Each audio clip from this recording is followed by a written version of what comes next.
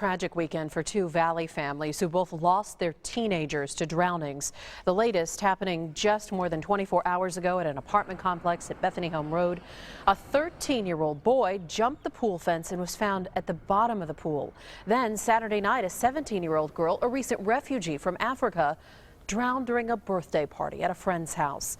The latest drowning deaths are especially tough for a Valley woman from Glendale who knows from personal experience how dangerous water can be. ABC 15's Lauren Vargas shows us Jamie Phillips is now on a mission to save others. Every year these numbers keep coming in. Another story, an unfortunate story.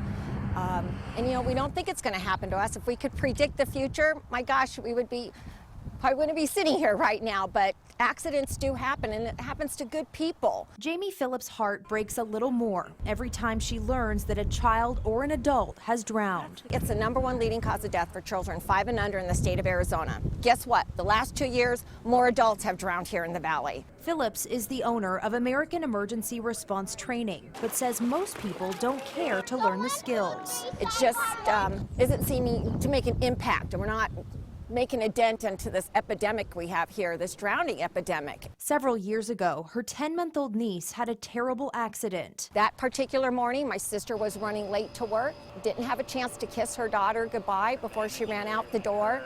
And the next phone call is you know, Kathy fell into the babysitter swimming pool. Although Kathy survived, she suffered brain damage that changed her life forever. Kathy is getting through life, and we're just lucky to have her. And I really believe that is my purpose here with our CPR training, is to get out there and try to tell as many people about it so one family really doesn't have to go through what our family has. In Glendale, it's preventable. It's preventable. Lauren Vargas, ABC 15 News.